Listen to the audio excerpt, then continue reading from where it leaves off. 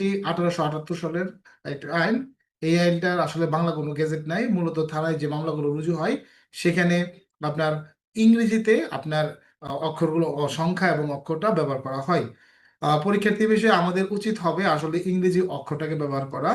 এই জন্য আমি আপনাদের আইনটাতে ইংরেজি অক্ষর ব্যবহার করছি। যদি কেউ মনে করেন আপনার বাংলা অক্ষর ব্যবহার করবেন, মানে ক খ ব্যবহার করবেন, আপনি কোনো সমস্যা নাই, আপনি ব্যবহার করতে পারেন। যতদূর জানি যে আপনার কাটবে না, নাম্বার দিবে, তবে ইংরেজি ব্যবহার করা 100% আপনার হচ্ছে সঠিক। দেখেন, অস্ত্র আইনের 1 ধারাতে শুরুতেই আছে আইনটা কখন প্রযোজ্য হবে না। এটা আমাদের জন্য ইম্পর্টেন্ট একটা বিষয়, যে সামরিক যেমন ক্ষেত্রে আর এবং সরকারি আদেশ মূলে যারা আমরা সরকারি কর্মচারী হিসেবে আপনার কার্যক্রম দায়িত্ব পালন করি, আমাদের ক্ষেত্রে অস্ত্র আইনটা প্রযোজ্য হবে না। কখন সেটা? আইনানুগ এবং বৈধ কার্যক্রম আমরা যখন করব তখন। অস্ত্র আইনের 4 ধারা থেকে আপনাদেরকে আমি সংজ্ঞা পড়তে বলছিলাম, যে অস্ত্রশস্ত্র, এই যে সংজ্ঞাটা আছে এই সংজ্ঞাটা আপনারা খুব ভালোভাবে পড়বেন। সাধারণত অস্ত্রশস্ত্র বলতে আমাদের যত ধরনের অস্ত্রশস্ত্র আছে সব কিছুকে বোঝাবে। এখানে আগ্নেয়াস্ত্র ইনক্লুড হবে, অন্যান্য কিছু ইনক্লুড হবে, যেমন বেয়নেট, তরবারি, ছোরা, বর্ষা, ফলক, এইগুলো এখানে অস্ত্রশস্ত্রের ভিতরে ঢুকবে। আর যখনই দেখবেন আগ্নেয়াস্ত্র নিয়ে কেউ ধরা খাবে বা আগ্নেয়াস্ত্র রিলেটেড কোনো মামলা হবে, তখনই শাস্তির পরিমাণ বেশি, তখন ধারাটাও চেঞ্জ হয়ে যায়।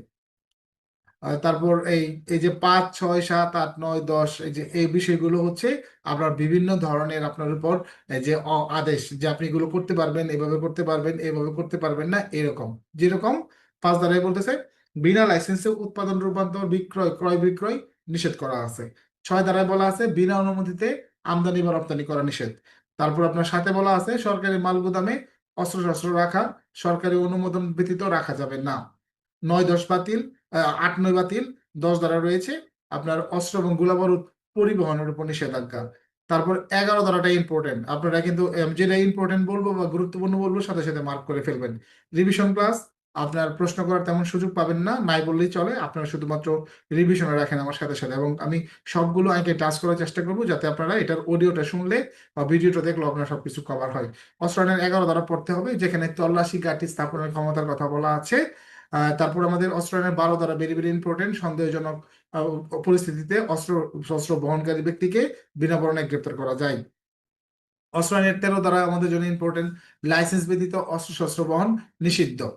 তারপর 14 ধারায় আছে বিনা লাইসেন্সে আগ্নেয়াস্ত্র ইত্যাদি আপনার দখলে বা নিয়ন্ত্রণে রাখা নিষেধ করা আছে। ধারা 15-তে বলা আছে কতিপয় স্থানে লাইসেন্স ব্যতীত অস্ত্রশস্ত্র রাখা নিষেধ আছে। 16 ধারা আমাদের জন্য ইম্পর্টেন্ট, যে অস্ত্রশস্ত্র কখন থানায় এবং লাইসেন্স প্রাপ্ত ডিলারের কাছে জমা দিতে হয়। এই প্রশ্নের উত্তরের জন্য 16 ধারা ইম্পর্টেন্ট। ধারা 17 লাইসেন্স সংক্রান্ত বিধিমালা প্রণয়নের ক্ষমতা। এটা স্বাভাবিকভাবে সরকার, যত আইনে দেখবেন বিধিমালা তৈরির ক্ষমতা সরকারের থাকবে। ধারা 17A অস্ত্রশস্ত্র সাথে নিয়ে চলাফেরার উপর নিষেধাজ্ঞা। এটা জনস্বার্থে যখন বিজ্ঞপ্তি প্রচার করে তখন আপনার এই ক্ষমতা প্রয়োগ করতে হয়। 18 ধারা আমাদের জন্য ইম্পর্টেন্ট, যে আগ্নেয়াস্ত্রের যে লাইসেন্স আছে, এই লাইসেন্স আপনার বাতিল বা সাময়িকভাবে কখন সেটা স্থগিত করা যায়। লাইসেন্স বাতিল বা সাময়িকভাবে স্থগিতকরণ কত ধারা? ধারা 18। ধারা 19, এই যে এবার একটু ইম্পর্টেন্ট, মনোযোগ দেন সবাই। ধারা 18 কিন্তু আমাদের, 17, 18 দুটাই কিন্তু ইম্পর্টেন্ট আমাদের। 17, 18 দুটাই আমাদের ইম্পর্টেন্ট না, সরি, ওই যে 18, শুধু 18 যেটা যে বাতিল বা সাময়িকভাবে স্থগিতকরণ যেটা 18, এটা আমাদের জন্য ইম্পর্টেন্ট। তারপর হচ্ছে আমাদের 19 মোটামুটি ইম্পর্টেন্ট, যেখানে আগ্নেয়াস্ত্র ব্যতীত যখন অন্য ধরনের অস্ত্র হবে তখন শুধুমাত্র 19 ধারা। আর যখন আগ্নেয়াস্ত্র আপনার হবে মামলা, তখন দেখেন এই যে 19A, 19A বড় হাতের এ। ধারা 20 গোপনে অপরাধ করাকালীন সময় যদি ধরা খায় কেউ, তাহলে সেই ক্ষেত্রে আপনার 20 ধারাতে শাস্তির ব্যবস্থা রাখা হয়েছে। এবং যখন কাউকে খুন করার উদ্দেশ্যে কেউ সাথে আপনার অস্ত্র রাখবে, তখন সেটার জন্য শাস্তি হবে কততে? 20A-তে। তার মানে কেউ যদি আগ্নেয়াস্ত্র সাথে রাখে এবং অন্যকে খুন করার উদ্দেশ্যে, তাহলে 20A ইম্পর্টেন্ট ধারা। অস্ত্র নিয়ে যে লাইসেন্সটা দেওয়া হয়, এই লাইসেন্সের শর্ত ভঙ্গন যদি কেউ করে, তার পানিশমেন্ট 21 ধারাতে।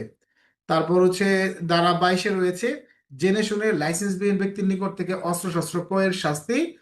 তারপরে অধিকারী নয় এমন ব্যক্তির নিকট অস্ত্রশস্ত্র অর্পণের শাস্তি। ক্রয় বিক্রয় যদি কেউ করে জেনে শুনে, তার শাস্তিটা এই 22 ধারাতে। 22 ধারাটাও ইম্পর্টেন্ট আছে। আপনার 23 বিধি লঙ্ঘনের শাস্তি তেমন গুরুত্বপূর্ণ না। 24 বাজেয়াপ্তকরণের ক্ষমতা। দ্বারা ভেরি ভেরি ইম্পর্টেন্ট, 25 দ্বারা যে ম্যাজিস্ট্রেট দ্বারা তল্লাশি এবং আটককরণ অস্ত্র উদ্ধারের জন্য পুলিশ অফিসার কখনোই আপনার সরাসরি অস্ত্র উদ্ধারে অভিযান পরিচালনা করতে পারেন না। এই ক্ষেত্রে আপনার ম্যাজিস্ট্রেটের বৈধ পরোয়ানা লাগে, তারপরে সেটা সাব ইন্সপেক্টরের নিচে কোনো কর্মকর্তা অভিযান পরিচালনা করতে পারেন না। ধারা 26, সরকার দ্বারা ক্রোক দখল বা আটক রাখা। আমার আমার বৈধ অস্ত্র হলেও সরকার যদি মনে করে, তারা সেটা পর্যাপ্ত পরিমাণ সময় বা প্রয়োজনীয় সময় পর্যন্ত আটক রাখতে পারবে। আর ধারা 27 আছে অব্যতিদানের ক্ষমতা। যখন কোনো কিছু সিজ করা হয়, সেখান থেকে ইচ্ছে করলে মালিক ওই অস্ত্রের মালিককে আপনার অব্যাহতি দিতে পারে সেই ক্ষমতা। আর ধারা 28, অপরাধ সম্পর্কে তথ্য প্রদান। ইম্পর্টেন্ট না। এই যে এবার হচ্ছে আমরা দেখবো যে 30A, তার আগে 30টা একটু দেখি। এখানে বলা আছে অস্ত্র আইনের 19F অনুচ্ছেদের অধীন দণ্ডনীয় অপরাধের ক্ষেত্রে তল্লাশির পদ্ধতি। ইম্পর্টেন্ট না। 30A very very important. অস্ত্র এবং গোলাবারুদ বিশেষজ্ঞের মতামত নিষ্প্রয়োজন। আমাদের অস্ত্র হিসেবে ধরা খেলে হয়েছে এই ক্ষেত্রে, যেটা একেবারে অস্ত্র সেই গোলাবারুদ এরকম রিপোর্ট একদম অপরিহার্য না। যদি আদালত মনে করে বিশেষজ্ঞ রিপোর্ট দরকার, তাহলে সেটা লাগবে, নাহলে লাগবে না। তারপর হচ্ছে তদন্তের সময়সীমা, ভেরি ভেরি ইম্পর্টেন্ট। 30B অস্ত্র আইনে তদন্তের সময়সীমা কার্যদিবসে করা হয়েছে। গ্রেপ্তার থাকলে 15 কার্যদিবস, আর পলাতক থাকলে 60 কার্যদিবস। এরপরে সময় দুইটা দিয়ে বাড়ানো যাবে। এই প্রসিডিউর গুলো এখানে বলা আছে। আপনার অস্ত্র আইন থেকে এই পর্যন্ত পড়লেই চলবে। অস্ত্র আইন থেকে আমাদের এই পর্যন্তই চলবে। আর পরে আমরা চলে যাচ্ছি আমাদের দ্বিতীয় আইন, যেটা আমরা পড়ছিলাম, আইন শৃঙ্খলা বিঘ্নকারী অপরাধ দ্রুত বিচার আইন 2002। এই আইনটাও আপনারা একটু ভালো করে পড়বেন। দেখেন, এই আইনটা যখন পড়বেন তখন আপনার কাছে মনে হইতে পারে যে এই অপরাধগুলো পেনাল কোডের সাথে অনেক মিল আছে। তখন আপনি কি করবেন, আপনি পার্থক্যটা কিভাবে করবেন? পেনাল কোডে ব্যক্তি স্বার্থ বিষয়টা থাকে। এখানে আইন শৃঙ্খলার যে অবনতি বা রাষ্ট্রের উপর যে একটা প্রভাব পড়ে, মানে সমাজের উপর যে একটা প্রভাব পড়ে, প্লাস হচ্ছে আধিপত্য, পরে আপনার হচ্ছে ত্রাসের সৃষ্টি করা, এই ধরনের কোনো ইঙ্গিত থাকবে না পেনাল কোডে। যখনই এগুলোর ইঙ্গিত থাকবে, তখন সেটা হয়ে যাবে আমাদের কি, আমাদের আইন শৃঙ্খলা বিঘ্নকারী অপরাধ। আর যখন দেখবেন রাষ্ট্রীয় সার্বভৌমত্ব, সরকারের প্রতি হুমকি দামকি এরকম একটা বিষয় চলে আসবে, তখন সেটা চলে যাবে সন্ত্রাস বিরোধী আইনে। এই তিনটা আইনের পার্থক্য আপনার ভালো করে বুঝতে হবে। বিঘ্নকারী অপরাধ 2002, এই আইনটা আগে অস্থায়ী ছিল, বর্তমানে 2024 সাল থেকে এই আইনটা স্থায়ীকরণ করা হয়েছে।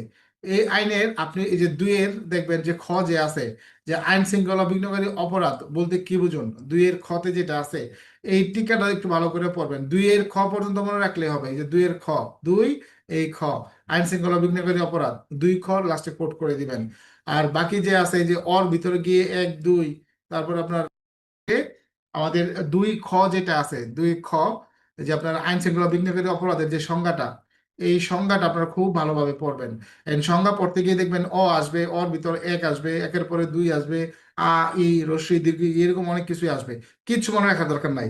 আপনি খালি লিখবেন যে নিম্নলিখিত অপরাধগুলোকে আইন শৃঙ্খলা বিঘ্নকারী অপরাধ হিসেবে আখ্যায়িত করা হয় বা বলা হয়। তারপরে 1 2 3 4 5 6 যে করে পয়েন্ট আপনার মনে থাকে লিখলেন, তারপর আপনি কোড করে দিলেন আইন শৃঙ্খলা বিঘ্নকারী অপরাধ দ্রুত বিচার আইন এর আপনার কত 2-এর খ যেটা আছে, 2 ব্র্যাকেটে খ, এটা আপনি দিয়ে দিলেন, বাস শেষ। এইটা যদি বুঝতে পারেন, তাহলে আপনার এখানে আইন পড়াই শেষ। এই আইনে আর তেমন কিচ্ছু নাই পড়ার। বুঝতে পারছেন? কেননা এইটার যে আইন শৃঙ্খলা বিঘ্নকারী অপরাধ, এটা যদি কেউ করে, তিনি আপনার শাস্তির আওতায় আসবেন। যে 4-এ রেখে তিনি শাস্তির আওতায় আসবেন। এবং ক্ষতিগ্রস্ত ব্যক্তিকে বা প্রতিষ্ঠানকে বা রাষ্ট্রীয় অনুকূলে যে আপনার জরিমানা আদায় করে জমা দেওয়া যাবে সরকারি দাবি হিসেবে, এটা বলা আছে আমাদের 4-এর 2-তে। ধারা 5, এক লাইনে অবশ্য মনে রাখবেন, অপরাধ সংগঠনে যদি কেউ সহায়তা করে, আইন শৃঙ্খলা বিঘ্নকারী অপরাধ এই আইনের আপনার হচ্ছে 5 ধারাতে। যদি কেউ এই আইনের উপরে মিথ্যা মামলা করে, মিথ্যা অভিযোগ করে, সেক্ষেত্রে পানিশমেন্ট এই আইনেরই 6 ধারাতে। তারপরে আছে এখানে, যখন অপরাধ সংগঠনে কোনো যন্ত্রপাতি, অস্ত্র ইত্যাদি এইগুলো ব্যবহার করা হবে, যদি এটা আপনার দেখা গেছে যে কোনো বৈধ মালিকানা থাকে যিনি অপরাধের সাথে সংশ্লিষ্ট না, রাষ্ট্র ইচ্ছে করলে তার বৈধ মালিক বা যে বৈধ দখলদার আছে তার অনুকূলে এগুলো ফেরতও দিতে পারেন। তারপরে ধারা 8, এটা লাগবে না। 9 এখতিয়ার, এগুলো লাগবে না। বিচার পদ্ধতি, সংক্ষিপ্ত বিচার, হ্যাঁ। এই যে 11 ধারাটা পড়বেন, আসামির অনুপস্থিতিতে বিচার। আসামির অনুপস্থিতিতে বিচার। আজকের ক্লাসটা কিন্তু লিখিত পরীক্ষার জন্য যে বিষয়গুলো ভেরি ভেরি ইম্পর্টেন্ট, এই বিষয়গুলো নিয়ে কিন্তু টাচ করা হইতেছে, এবং আপনারা যাতে গুরুত্বপূর্ণ বিষয়গুলো রিভিশনে রাখতে পারেন। ধারা 11, আসামির অনুপস্থিতিতে বিচার। এটার সাথে ফৌজদারি কার্যবিধির 339 খ আছে, এটা আপনারা পড়বেন। এবং অন্যান্য আইনে যে আছে আসামির অনুপস্থিতিতে বিচার, সেগুলো পাশে নোট করবেন।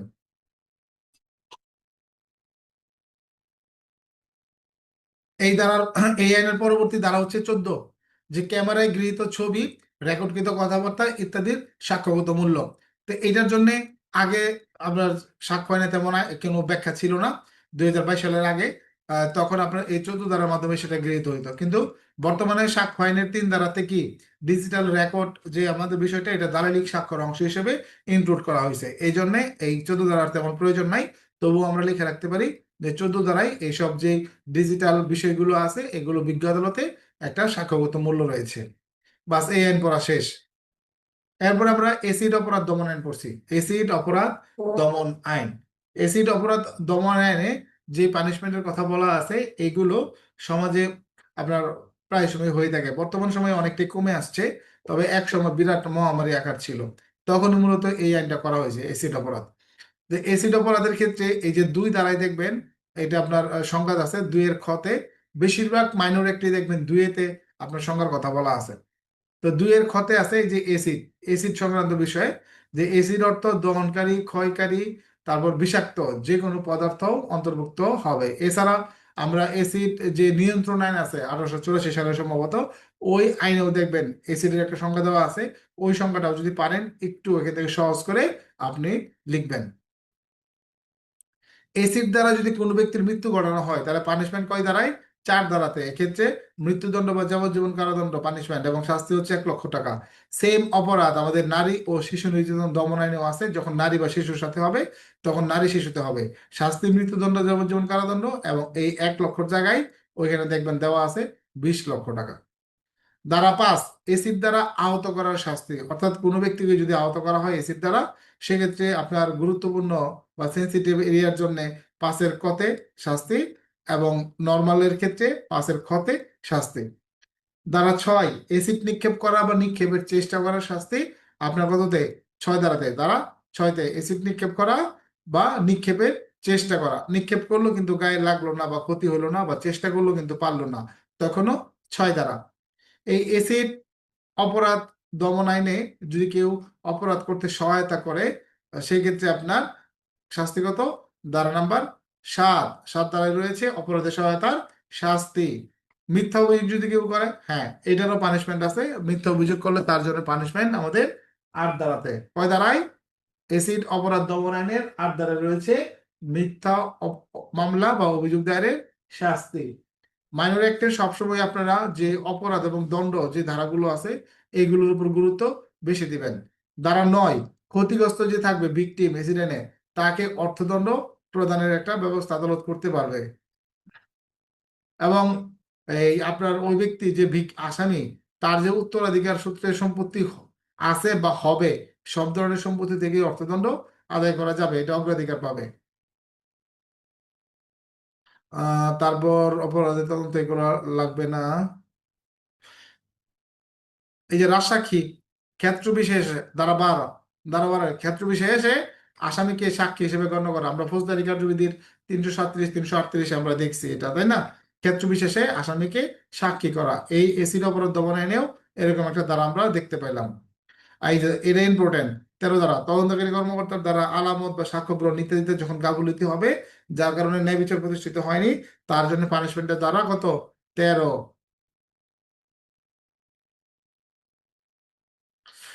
ধারা 17, অভিযুক্ত শিশুর বিচার পদ্ধতি। যদি এই কাজে কোনো শিশুকে ব্যবহার করা হয়, অভিযুক্ত শিশু, সেই শিশু তো আপনার অপরাধ করলো, সেই শিশু যদি অপরাধ করে থাকে, তাহলে শিশুর শাস্তি আসবে কোন ধারায়?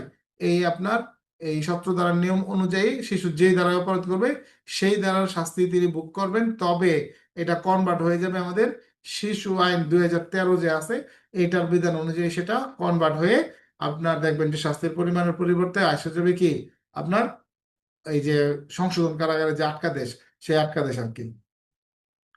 ধারা 18 আসামির অনুপস্থিতিতে বিচার, এটা অনেক আইনেই আছে। এই আপনার এসিড অপরাধ আইনেও রাখা হয়েছে 18-তে। ম্যাজিস্ট্রেটের জবানবন্দি গ্রহণের ক্ষমতা, ভিক্টিমের যে জবানবন্দি আছে বা গুরুত্বপূর্ণ সাক্ষী যাদের পরবর্তীতে না পাওয়ার সম্ভাবনা আছে, এরকম যদি হয় তাহলে আপনার তার সাক্ষ্য গ্রহণের প্রক্রিয়াটা এই আপনার 19 ধারা রয়েছে কার কাছে? আপনার ম্যাজিস্ট্রেটের কাছে এই ক্ষমতাটা রয়েছে। এরপরে 20 তেমন লাগবে না, সাক্ষীর উপস্থিতি এখানে দরকার নাই।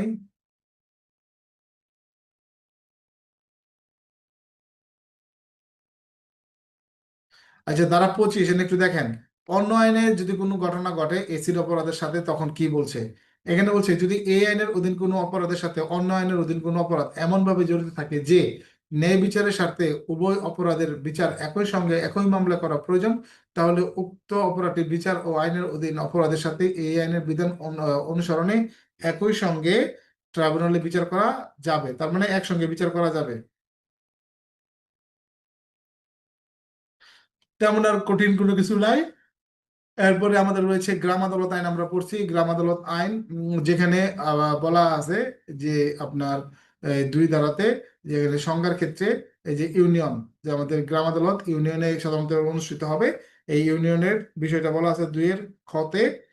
তারপর ইউনিয়ন পরিষদ আর কি 2 ছোট গ, এখানে ইউনিয়ন আর 2 ছোট গতে আছে ইউনিয়ন পরিষদ। সরি, আপনারা এটা ইম্পর্টেন্ট দিবেন বেশি। 2 গ যেটা ইউনিয়ন পরিষদ, এটাকে আপনারা দিবেন গুরুত্বপূর্ণ। এবং 2-এর বড় গ এখতিয়ার সম্পন্ন সহকারী জজের কথা এখানে বলা হইতেছে, তেমন ইম্পর্টেন্ট না। 2 চটা ইম্পর্টেন্ট, যে এখানে চেয়ারম্যান বলতে কাকে বোঝানো হবে। এইখানে চেয়ারম্যান বলতে ইউনিয়ন পরিষদের চেয়ারম্যানকে না, এখানে চেয়ারম্যান বলতে বোঝানো হবে গ্রাম আদালতের চেয়ারম্যান। তবে 99.99% ক্ষেত্রেই এই গ্রাম আদালতের চেয়ারম্যান তিনিই হন যিনি আপনার ইউনিয়ন পরিষদের চেয়ারম্যান।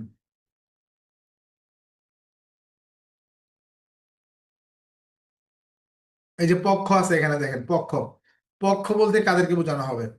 পক্ষ বলতে আমাদের যে 2টা পক্ষ থাকে এই 2 পক্ষকে এখানে বোঝানো হবে। শিশু বলতে শিশু আইনের যে শিশুর কথা বলা আছে ওই শিশুর কথাই। আর তেমন আর সংজ্ঞা সংজ্ঞা গুরুত্বপূর্ণ নাই বললেই চলে। আপনার কোন বিষয়গুলো গ্রাম আদালতে বিচারযোগ্য, মানে বিচার তারা করতে পারে, এটা এই 3 ধারাতে একটা ক্ষমতা দিছে, যে এখানে তফসিল করা হয়েছে এই আইনে। প্রথম অংশে যেটা আছে ফৌজদারি মামলা, এটা করতে পারে। এবং দ্বিতীয় অংশে যে দেওয়ানি মামলার তালিকা দেওয়া আছে এই আইনের শেষে আপনারা দেখবেন তালিকা আছে, ওই যে প্রথম অংশের যে ফৌজদারি মামলা এটা তারা বিচার করতে পারে, এবং দ্বিতীয় অংশে যে দেওয়ানি মামলা আছে এটাও তারা এখানে বিচার করতে পারে, কে? গ্রাম আদালতে। তারপর রয়েছে আমাদের ধারা 4 গ্রাম আদালতের গঠন। দেখেছে যার পক্ষের আবেদন করতে হয় সেই আবেদনের প্রেক্ষিতে মূলত আপনার গ্রাম আদালত গঠন করতে হয়।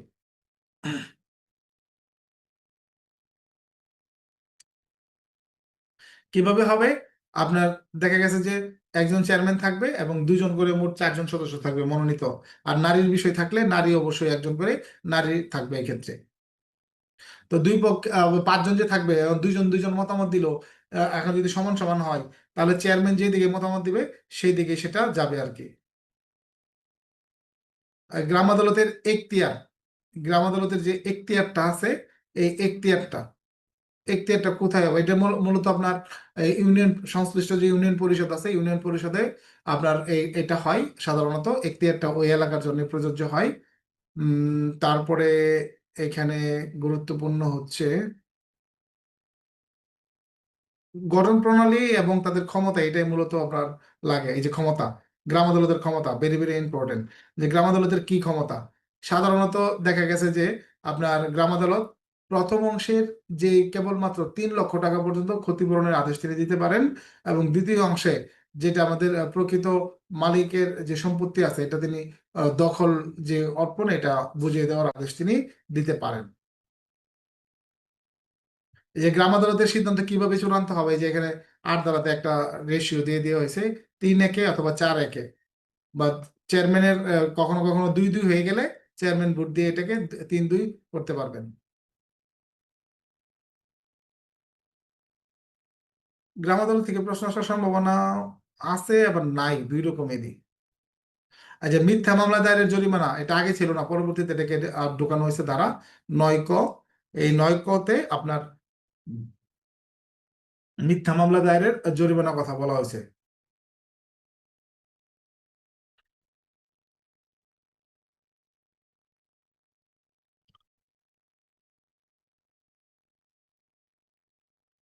গ্রাম আদালত কি অবমাননা করা যায়? হ্যাঁ, গ্রাম আদালত যদি কেউ অবমাননা করে, এটা অবমাননা বলে গণ্য হবে এবং সে পানিশমেন্টের আওতায় আসবে। ধারা 11-তে একথা বলা আছে। তারপর হচ্ছে আপনার জরিমানা আদায়, ইউনিয়ন পরিষদ যেভাবে খাজনা আদায় করে এখানে জরিমানা আদায় করতে পারবে। তারপর আর না পড়লেও চলবে। এখানে আইনজীবী নিষিদ্ধ করা আছে। গ্রাম আদালতে আপনার আইনজীবী নিয়োগ করা যায় না, নিজের বক্তব্য নিজে বলতে হয়। এখানে গ্রাম আদালতে কোনো আইনজীবী চলে না। তারপরে এই আপনার দেখা গেছে যে এই সরকারি কর্মচারীর বিরুদ্ধে হইলে বা পর্দানশীল বৃদ্ধ মহিলা হইলে, শারীরিকভাবে অক্ষম ব্যক্তি হইলে, তখন তাদের পক্ষে আপনার অনুমতি সাপেক্ষে আপনার অন্য প্রতিনিধিও এখানে আপনার বিচার কার্যক্রম পরিচালনা করতে পারেন। পক্ষভুক্তি, হ্যাঁ, পক্ষভুক্তি এখানে আছে যে কোনো ব্যক্তি মারা গেলে তার পক্ষের যে বৈধ প্রতিনিধি আছে অর্থাৎ উত্তরাধিকার আছে তাদেরকে সংযুক্ত করা যাবে। যদি সবাই চায় তাহলে সবাইকে অন্তর্ভুক্ত করা যাবে। কতিপয় ক্ষেত্রে মামলা স্থানান্তর করে দেওয়া যায়, করতে পারেন আদালত, চাই মানে গ্রাম আদালতে। পুলিশ দ্বারা তদন্ত 17 ধারায় এখানে না করে নাই যে পুলিশ তার তদন্ত করবে, পুলিশ তার রিপোর্ট দিবে। গ্রাম আদালত পুলিশের তদন্ত কাজে কোনো বাধা দিবে না।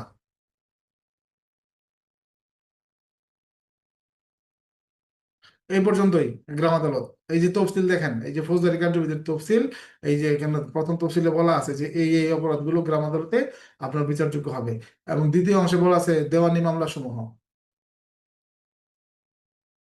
ডিএনএ আইন, ডিএনএ, ডিএনএ এটাও আপনাদেরকে পড়ানো হয়েছে। আপনার ডিএনএ, ডঅক্সিরাইবোনিউক্লিক অ্যাসিড, আপনার কি যার সংক্ষিপ্ত নাম ডিএনএ আইন 2014 নামে এই আইনটা পরিচিত। এই ডিএনএ ক্ষেত্রে আমরা 2-1 যেটা আছে অপরাধ স্থল, এটা আমরা জানবো যেখানে অপরাধ সংঘটিত হয় এটা, এবং যেখান থেকে আমাদের ডিএনএ আপনার পাওয়া যায় কোনো আলামত থেকে বা এরকম স্থান, সেটাকে বলা হবে অপরাধ স্থান, যেখান থেকে আমরা আলামত সংগ্রহ করতে পারবো। তারপর এখানে অনেক কিছু বিষয় আছে, যেমন ডিএনএ নমুনা আছে 2-6-তে, এটা আমাদের পড়া দরকার যে ডিএনএ নমুনা জিনিসটা কি। তারপর আপনার হচ্ছে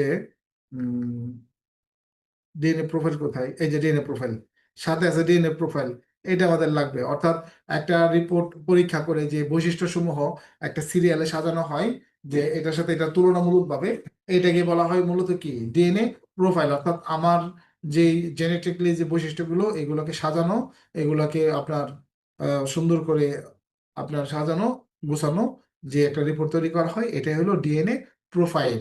আবার আরেকজনের যখন ডিএনএ প্রোফাইল করা হবে, সেটা যদি আমার সাথে মিলে তাহলে এখানে আপনার একটা বিষয় এখানে কি করে আপনার প্রকাশ করে আর কি।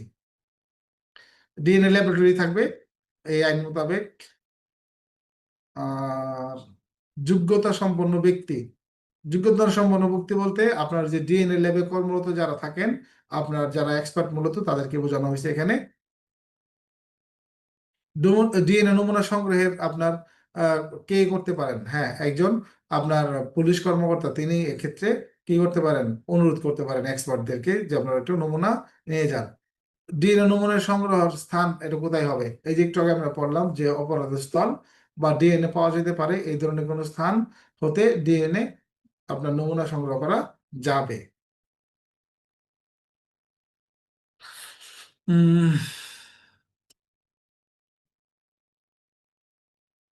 আচ্ছা, 9 ধারাটির পড়তে হবে। কারণ আজকে তো সবকিছু আমরা পড়ে পারবো না, তাই না? একটু একটু একটু ই করতে হবে, স্কিপ করতেই হবে। ধারা 9 আছে শিশু বা অক্ষম ব্যক্তির ডিএনএ নমুনা সংগ্রহ। এক্ষেত্রে শিশুর তো কোনো মতামতের মূল্য নাই, তাহলে শিশুর পক্ষে যিনি অভিভাবক, আইনানুগ অভিভাবক, দেখা গেছে তাদের অনুমতি সাপেক্ষে ডিএনএ নমুনা সংগ্রহ করা যাবে তাদের উপস্থিতিতে।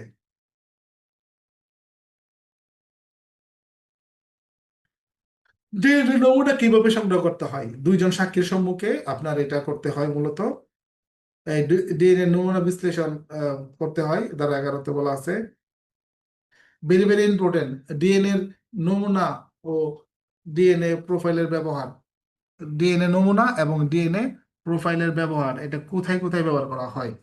তো স্বাভাবিকভাবে শনাক্তকরণ, তারপর হচ্ছে অপরাধের সাথে সংশ্লিষ্ট ব্যক্তিকে যাচাই বাছাইকরণ, নিখোঁজ বা অজ্ঞাত ব্যক্তির লাশ শনাক্তকরণ, 2 বা ততোধিক ব্যক্তির মধ্যে যে পারস্পরিক সম্পর্ক সেটা নির্ধারণ, প্রাকৃতিক দুর্যোগ দুর্ঘটনা কবলিত কারণে মৃত ব্যক্তিকে শনাক্তকরণ, বিরোধ নিষ্পত্তির জন্য এটা লাগে। বিধি দ্বারা নির্ধারিত অন্য কোনো বিষয়েও আপনাদের ডিএনএ প্রোফাইলিং এর ব্যবহার হতে পারে।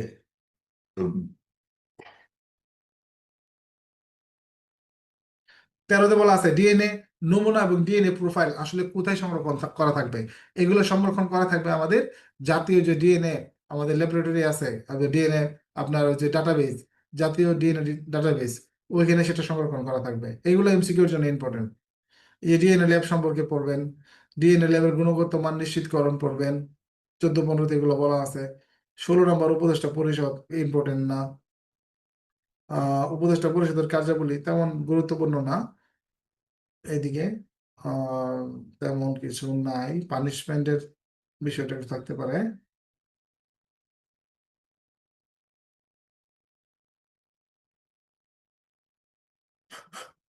এই যে অপরাধ দণ্ড, ধারা নাম্বার 28, যেখানে বলা আছে অনুমোদিত অননুমোদিত ফরেনসিক ডিএনএ কার্যক্রম পরিচালনার দণ্ড। কেউ যদি নিজে নিজে এখন এই ধরনের কার্যক্রম শুরু করে দেয় তাহলে সে পানিশমেন্টের আওতায় আসবে। 28, এটা একমাত্র আদালতের অনুমতি সাপেক্ষেই এই কাজটা করতে হয়।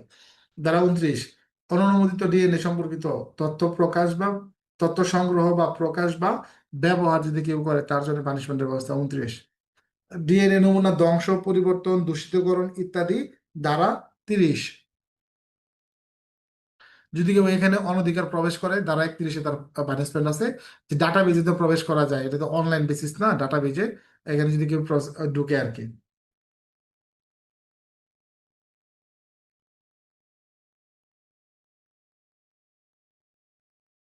দেখেন ডিএনএ নমুনা সংগ্রহে যদি দায়িত্ব অবহেলা থাকে তার পানিশমেন্ট কত, এই 36-এ। ডিএনএ প্রোফাইলের সাথে আপনার শাখাগত মূল্য আছে, হ্যাঁ, ধারা 37-এর একটা আপনার কার্যধারায় গ্রহণযোগ্য মূল্য বিবেচনা করা যাবে। এই পর্যন্ত ডিএনএ এর এই পর্যন্তই। আচ্ছা, দুই একবার শুনলে দেখবেন ব্যাপক কাজে লাগে। অডিও গুলো কিন্তু শুনবেন, বিশেষ করে যদি হেডফোন লাগাও শুনেন, শোয়ার আগেও একবার হলেও শুনেন, আপনার কিন্তু কাজে লাগবে। নারী ও শিশু নির্যাতন দমন আইন 2000, তার সংশোধনী 2025, হ্যাঁ, অধ্যাদেশ। আচ্ছা, অধ্যাদেশ লিখতে পারেন নাও লিখতে পারেন, সংশোধন লিখতে পারেন নাও লিখতে পারেন। এই আইনের তো মোটামুটি ভাই অনেক কিছু গুরুত্বপূর্ণ, আপনারা এটা পারেন। এই 2 থেকে সংজ্ঞা পড়বেন, অপহরণের সংজ্ঞা পড়বেন, আটকের সংজ্ঞা পড়বেন। যেমন 2-এর খতে আছে অপহরণ, ছোট গতে আছে আটক, ওমতে আছে দর্শন।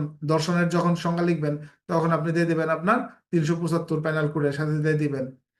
তারপর নবজাতক শিশু আছে 2-এর চতে। তারপর নারী আছে ছতে। আবার ছ মানে ডবল ছতে আছে বলাৎকার, মানে কোনো ছেলে শিশুর সাথে যখন এরকম খারাপ কাজ করা হবে। তারপর হলো ট্রিপল ছ, ছ ছ ছ, মারাত্মক জখম এখানে আছে। বর্গীয় জতে আছে মুক্তিপণ। তারপর নিয়তে আছে যৌতুক। তারপরে নিয়তে আছে যৌনকর্ম। টতে আছে শিশু। এগুলো আমাদের জন্য ইম্পর্টেন্ট টিকা। তারপর দ্বারা 4-এ পড়তে পারেন আপনারা, ওই যে এসিডে আমরা যা পড়লাম, দহনকারী, ক্ষয়কারী বা বিষাক্ত পদার্থ দ্বারা দেখা গেছে যে এখানে আপনার মৃত্যু ঘটানো, সেক্ষেত্রে হলো মৃত্যু ঘটানোর চেষ্টা, এইটা হলো আপনার 4-এর 1। তারপর 4-এর 2 হলো আপনার দেখা গেছে গুরুত্বপূর্ণ অঙ্গহানির ক্ষেত্রে 2-এর ক, এবং সাধারণ অঙ্গহানির জন্য আপনার 2-এর খ। তারপর 3-এ রয়েছে যদি কেউ নিক্ষেপ করে বা নিক্ষেপের চেষ্টা করে তাহলে সেটা 3। তারপর রয়েছে আমাদের 4, এই যে ভিকটিম থাকবে তাকে বা তার উত্তরাধিকার যে আছে তাকে আপনার সেই সম্পত্তি প্রদান আর কি, যে ব্যক্তি অপরাধ করলো তার কাছ থেকে সংগ্রহ করে তার এখানে দিতে পারবে। 5-6 আমাদের মানব পাচার আইনের কারণে বাতিল করা হয়েছে। ধারা 7-এ আমরা পড়বো নারী ও শিশু অপহরণের শাস্তি, খুবই গুরুত্বপূর্ণ একটা ধারা। তারপর 8, নারী বা শিশু যেই হোক, এক্ষেত্রে যদি মুক্তিপণ দাবি করা হয় শাস্তি কিন্তু একেবারে মৃত্যুদণ্ড পর্যন্ত আছে ধারা 8-এ। 9, দর্শনজনিত কারণে মৃত্যু ইত্যাদি শাস্তি, মনে রাখবেন গুরুত্বপূর্ণ, খুবই গুরুত্বপূর্ণ। 9-1, 9-2, 9-3, 9-4, 9-5, এগুলো খুবই গুরুত্বপূর্ণ।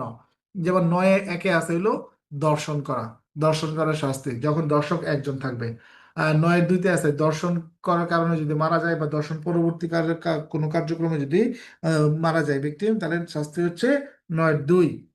9-3, যখনই আসামির সংখ্যা 1-এর অধিক, এটাকে বলা হবে আপনার দলগতভাবে দর্শন, বা যখন অর্গান কি জানি বলে এটাকে, অর্গানাইজেশন, মানে আর কি খারাপ যে সংঘ আছে আর কি, ওই খারাপ সংঘ এক সংঘ থেকে আরেক সংঘ এরকম যায় সংঘবদ্ধভাবে, মানে এই 2-3 জন ব্যক্তি মিলে একটা সংঘ থাকতে পারে। একজনের কাছ থেকে আরেকজনের কাছে যাই, ওর কাছ থেকে ওর কাছে যাই, এইভাবে যখন সংঘবদ্ধ দর্শন হবে। আর দলবদ্ধ হলো একই দিনে একই সাথে সেটা হতে পারে দলগতভাবে। যেভাবে দর্শন করুক এবং দর্শন করে মেরে ফেলাক বা আহত করুক, যেটাই করুক না কেন, গণধর্ষণের ক্ষেত্রে শাস্তি 9-3। 9-4 আছে আপনার কয়েক রকমের বিষয়। 9-4 কতে যেটা আছে এটা হলো দর্শন হতে হবে। দর্শন এবার হচ্ছে আপনার মৃত্যু ঘটাইবার বা আঘাত করার যদি কেউ চেষ্টা করে, তাহলে 9-4 ক। তারপর খতে হলো শুধুমাত্র দর্শনের চেষ্টা। আর 9-4 বড় ছোট গ, এই ছোট গতে বলা আছে যে দর্শনের উদ্দেশ্য নিয়ে কেউ যদি শরীরের কোনো অঙ্গ, ধারালো অস্ত্র, রাসায়নিক পদার্থ বা অন্য কোনো উপকরণ ব্যবহার করে বা কোনোভাবে নারী ও শিশুর যৌনাঙ্গ বা স্তনে মারাত্মক জখম করে, তাহলে পানিশমেন্ট এখানে একেবারে মৃত্যুদণ্ড পর্যন্ত। 9-5 হেফাজতে যারা ব্যর্থ হয়েছিল কোনো নারীকে হেফাজতে রাখার জন্য, এই ব্যর্থতার জন্য তারা তাদের হেফাজতে থাকার পরেও যদি কোনো নারী দর্শিত হয়, এই হেফাজতে ব্যর্থতার জন্য আপনার 9-5 তার শাস্তির ব্যবস্থা থাকবে।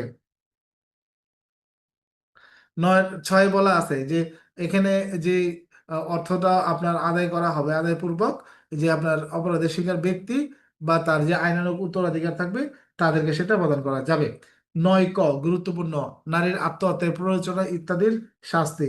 মানে এমন কোনো কাজ যেটা নারীর ফেস টু ফেস সম্ভ্রমহানি করে আর কি, প্রত্যক্ষভাবে ওই নারীর সম্ভ্রমহানিতে একটা এফেক্ট করে, এরকম কোনো কাজের কারণে কোনো নারী যদি আত্মহত্যা করে তাহলে পানিশমেন্ট 9 রাখা হয়েছে। যে যার কারণে আর কি প্ররোচনা দিছিল তার, যে মারা গেছে তারা তো আর শাস্তি দেওয়া যাবে না। 9 নতুন ধারা এবং গুরুত্বপূর্ণ, বিয়ের প্রলোভনের মাধ্যমে যৌন কর্ম করার দণ্ড যখন বয়স 16 বছরের ঊর্ধ্বে হয় এবং আপোষ মীমাংসার মতে কি এটাকে বলা হয় সমঝোতার ভিত্তিতে যদি করে আর কি, হ্যাঁ, তাহলে কি, তাহলে এটা 9 বর্তমান সমাজে যে সেই ভাইরাল সমঝোতা, সমঝোতার ভিত্তিতে হলে 9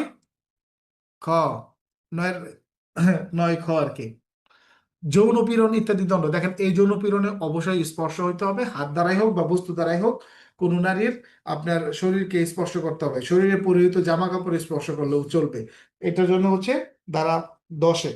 আর আহ, আহ, ধারার যে প্যানেল কোডের 509 সেখানে স্পর্শ থাকবে না, দূর থেকে অঙ্গভঙ্গি বা গান টান গাইবো, বাজে মন্তব্য করবো, ফাইটটা যায়, বা ওই যে আপনার ও বন্ধু লাল গোলাপি এই ধরনের গান টান গাইবো, এরকম অঙ্গভঙ্গি করবে, তাহলে সেটা পানিশমেন্ট আসবে কততে, প্যানেল কোডের 409-তে। আর যখন মারামারি লেগে যাবে তখন কোনো নারীর উপর এই হামলা যখন করবে, এই হামলার জন্য হচ্ছে সেটা 354। 11 ভেরি ভেরি ইম্পর্টেন্ট, যে নারীর যৌতুকের জন্য মৃত্যু ঘটানো ইত্যাদি দাবি করা, গুরুতর আঘাত করা সবকিছু এখানে আছে। যেমন কতে আছে 11 যে ক, মৃত্যু ঘটানো, 11 কতে আছে যে মৃত্যু ঘটানোর চেষ্টা যদি করা হয় তাহলে ডবল ক। তারপর হচ্ছে আপনার মারাত্মক জখম যদি করে আপনার 9, সরি 11 আমি 9 বলে ফেলতেছি। 11 ক 11 খতে আছে আপনার যদি কেউ যৌতুকের জন্য আপনার গুরুতর জখম করে। আর 11 ছোট গ যেটা বলা আছে সাধারণ জখম, সিম্পল হার্ট, এটা হলো সাধারণ জখম। ধারা 12 গুরুত্বপূর্ণ, যে ভিক্ষাবৃত্তি বা ইত্যাদির উদ্দেশ্যে শিশুর অঙ্গহানি যদি কেউ করে, যে আপনার এক্ষেত্রে বিক্রিও তার উদ্দেশ্য হতে পারে, তাহলে সেক্ষেত্রে পানিশমেন্ট কত, নারী ও শিশু নির্যাতন দমন আইনের আপনার 12 ধারা। তারপর রয়েছে ধারা 13, ধর্ষণের ফলশ্রুতিতে জন্ম লাভকারী শিশু সংক্রান্ত বিধান। সাধারণত একজন শিশু যে জন্ম নেয় তার তো কোনো অপরাধ না, রাষ্ট্রের সে নাগরিক, তাকে অবশ্যই আইনগত যে সুযোগ সুবিধা আছে এই সুযোগ সুবিধাগুলো আপনার দিতে হবে। এই বিষয়গুলো বলা আছে ধারা 13-তে। সে পরিচিতি লাভ করতে পারবে, ঠিক না, তাদের আবার তার মাতৃকুলীয় বা অন্য কোনো আহ, যে নিরাপদ স্থান সেখানে তিনি থাকবেন, মাতৃকুলীয় যে নিরাপদ স্থান আর কি। তারপর হচ্ছে ধারা 14, এটাও ইম্পর্টেন্ট, সাংবাদিকদের না করা হয়েছে এবং সামাজিক যোগাযোগ মাধ্যম ইউটিউবার যারা আছেন সবার ক্ষেত্রে প্রযোজ্য, যে নারীর যে পরিচয় প্রকাশ পায়, ছবি হোক ঠিকানা হোক, এটা কোনোভাবে যেন প্রকাশ না পায়, ধারা 14-তে এই কথা বলা আছে। ধারা 14-1 বলা আছে যদি না মানলে 14-2-তে আপনার পানিশমেন্টের ব্যবস্থা থাকবে। ধারা 15, ভবিষ্যৎ সম্পত্তি হতে অর্থদণ্ড আদায়। হ্যাঁ, ভবিষ্যতে এই ভিকটিম ভিকটিম বা ভিকটিমের যে উত্তরাধিকার আছে তাদেরকে, যে আসামি তার যে আপনার ভবিষ্যৎ সম্পত্তি থাকবে সেখান থেকে পর্যন্ত অর্থদণ্ড আদায় করা যাবে। আর সরাসরি হলে তো কথাই নাই। তারপর হচ্ছে ধারা 16, অর্থদণ্ড বা ক্ষতিপূরণ আদায়ের পদ্ধতি কি, অর্থদণ্ড বা ক্ষতিপূরণ আদায়ের যে পদ্ধতি এটা বলা আছে 16-তে। ধারা 17 ভেরি ভেরি ইম্পর্টেন্ট, মিথ্যা মামলা অভিযোগ দায়েরের শাস্তি ধারা 17, এবং অনেক ক্ষেত্রে কিন্তু থানা থেকে এই 17 ধারায় কিন্তু ব্যবস্থা নেওয়া হয়। তারপরে অপরাধের তদন্ত, আপনারা এটা করতে পারেন মন চাইলে অপরাধের তদন্ত। এই ক্ষেত্রে কিন্তু সময় কিন্তু কমানো হয়েছে, আগে যে সময় ছিল এটা কমানো হয়েছে। এখন গ্রেপ্তার থাকলে 15 কার্যদিবস, পলাতক থাকলে 30 কার্যদিবস, আগে এটা ডবল ছিল। তারপর আরো অন্যান্য বিষয় তো আছেই, বাড়ানো যাবে এটার ক্ষেত্রে। তারপর যে ক্ষেত্রে ডিএনএ অন্যান্য পরীক্ষা লাগে তখন আরো সময় বাড়ানো যাবে, ইত্যাদি ইত্যাদি এখানে বলা আছে। তারপর রয়েছে আমাদের ধারা 19, আমাদের দরকার নাই, রেডিং করবেন। 20 তো দরকারই নাই। তারপর হচ্ছে আমাদের 21, আসামির অনুপস্থিতিতে বিচার, জাস্ট একটা লাইন আপনি ইউজ করে দিবেন, আর কিছু লাগবে না। ধারা 22 ইম্পর্টেন্ট, ম্যাজিস্ট্রেট দ্বারা যে কোনো স্থানে জবানবন্দি গ্রহণের ক্ষমতা। আপনার যে ভিকটিম আছে, ভিকটিম বা গুরুত্বপূর্ণ যে সাক্ষী আছে, তাদের জবানবন্দি গ্রহণের ক্ষমতা আপনার কয় ধারায়? 22 ধারায়।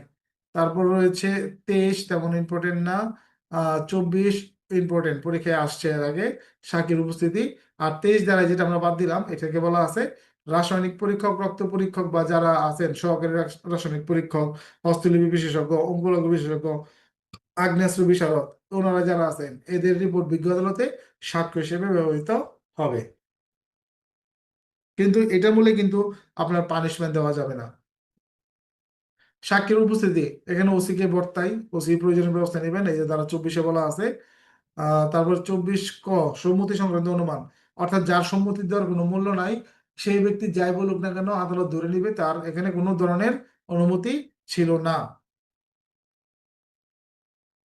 ধারা 25 ক, এটা ইম্পর্টেন্ট, থানার অফিসার ইনচার্জের দায়িত্ব, যখন কোনো থানায় কোনো ভিকটিম এই ধরনের আপনার যাবে অভিযোগ নিয়ে, সেই ক্ষেত্রে আপনার ভিকটিমকে দ্রুত আপনার কি করতে হবে, মেডিকেলের জন্য পাঠাতে হবে, ডিএনএর জন্য পাঠাতে হবে দ্রুত।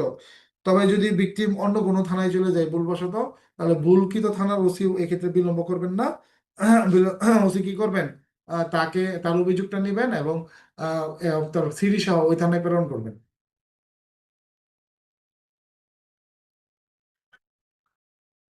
ট্রাইব্যুনালে বইটা নিয়েন। শিশু দর্শন সংক্রান্ত আলাদা ট্রাইব্যুনাল থাকতে পারে, যখন জেলায় বিচারক বেশি থাকবে তখন সেটা দিবে। দ্বারা দ্বারা 23, ট্রাইব্যুনালের এখতিয়ারের কথা বলা আছে এখানে। তারপর আছে, আর এদিকে তেমন কিছু নাই। হ্যাঁ, ধারা 30 ভেরি ভেরি ইম্পর্টেন্ট, অপরাধে প্ররোচনা বা সহায়তার শাস্তি এই আইনে। ধারা 31, এটাও ইম্পর্টেন্ট, নিরাপত্তামূলক হেফাজত, এটাও আমাদের প্রয়োজন আছে। তারপর হচ্ছে 30 ক দরকার নাই। হ্যাঁ, 32 আমাদের দরকার আছে, অভিযুক্ত ব্যক্তি ও অপরাধের শিকার ব্যক্তির মেডিকেল পরীক্ষা। তারপরে অভিযুক্ত ব্যক্তি বা অপরাধের শিকার যে ব্যক্তি আছে, এই দুইজনেরই আমাদের ডিএনএ পরীক্ষা লাগবে, বাধ্যতামূলক এটা।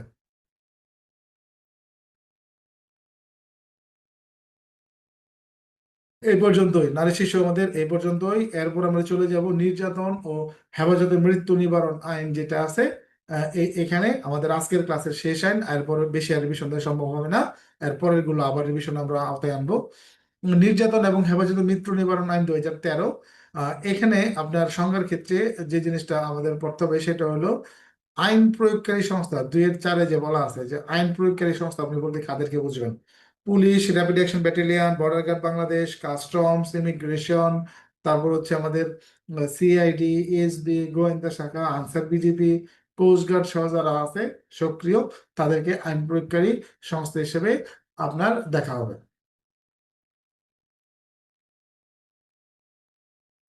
দ্বারা আপনার 2-7 very very important, very very একদম সর্বোচ্চ লেভেলে ইম্পর্টেন্ট, যে আপনার হেফাজতে মৃত্যু। হেফাজতে মৃত্যু বলতে আপনি কি বুঝবেন? হেফাজতে মৃত্যু শুধুমাত্র হেফাজতে রেখে মৃত্যু ঘটালেই না, এছাড়াও দেখা গেছে যে ধরে আনার সময় বা গ্রেপ্তারের সময়, গ্রেপ্তারের চেষ্টার সময় যদি কোনো মারা যায়, সেটাও পুলিশ হেফাজতে মৃত্যু বলে গণ্য হবে। এটার এটার অভিযোগ দেওয়ার চেষ্টা ক্ষেত্রে একটু অন্যরকম। আপনার 2-3 ভাবে হয়। প্রথম হলো এটা আপনার কোর্টে করতে হয়, যেহেতু পুলিশের বিরুদ্ধে অভিযোগটা হয়ে থাকে বেশিরভাগ সময়ে আইন শৃঙ্খলা রক্ষাকারী বাহিনীর বিষয়ে, এই জন্য কোর্টে করতে হয়। কোর্ট সেটা গ্রহণ করে নিয়ে আপনার পুলিশ সুপারকে একটা আদেশ দিবেন, এবং ওই যে ব্যক্তির যে বিবৃতি আছে এই বিবৃতি রেকর্ড করে মেডিকেল পরীক্ষা করবেন। মেডিকেল পরীক্ষা করার পরে আপনার দেখা গেছে যে আপনার যদি নির্যাতনের বিষয় থাকে, এরকম চিহ্ন থাকে, তাহলে আপনার দেখা গেছে যে আপনার তাকে এই ব্যবস্থা নেওয়ার জন্য বলবে পুলিশ সুপারকে। আর এই ক্ষেত্রে হচ্ছে যে যদি আপনার চিকিৎসা প্রয়োজন হয় তাকে ভর্তি করার নির্দেশ দিতে পারেন। ধারা ধারা 5-এ আছে আদালত দ্বারা মামলা দায়েরের নির্দেশ। এই যে যে লিপিবদ্ধ করলো, এবং এখন দেখা গেছে যে পুলিশ সুপারের কাছে পাঠিয়ে দিবে।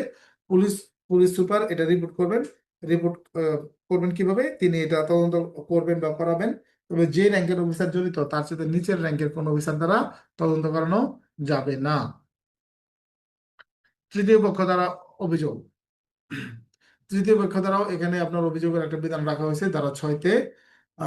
অপরাধের ধরন আছে, অপরাপর ধরন। ধারা 7-এ এটা লাগবে না। হ্যাঁ, এই যে ধারা 8, অপরাধের তদন্ত। এটা খুবই ইম্পর্টেন্ট, আপনার পড়েন, মুখস্থ না হলেও চলবে, জাস্ট এমসিকিউর জন্য ইম্পর্টেন্ট।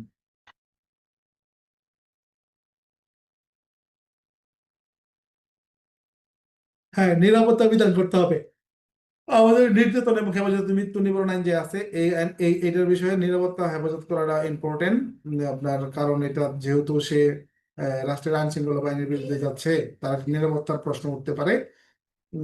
তারপরে হচ্ছে আপনার এই যে ধরে নিয়েছি সিনিয়রে বলছে, বা ধরেন আপনার দেশের যুদ্ধ অবস্থা ও পরিস্থিতি খারাপ, এই ধরনের কথা বললে পার পাওয়া যাবে না। ধারা 12-তে এটা বলছে।